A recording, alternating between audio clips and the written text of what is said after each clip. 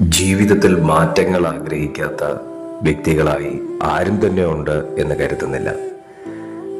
ഒരു മാറ്റം അതേതു മനുഷ്യനും അനിവാര്യമാണ്, ഏതൊരു മനുഷ്യന്റെയും ആഗ്രഹമാണ്.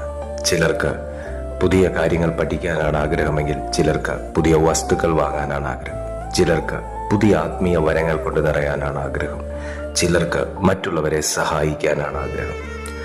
എന്തൊന്നു തന്നെയാണെങ്കിലും പുതിയൊരു കാര്യം ഉൾക്കൊള്ളണമെങ്കിൽ പഴമയിൽ നിന്ന് നമുക്കൊരു മാറ്റം ഉണ്ടായേ പറ്റൂ.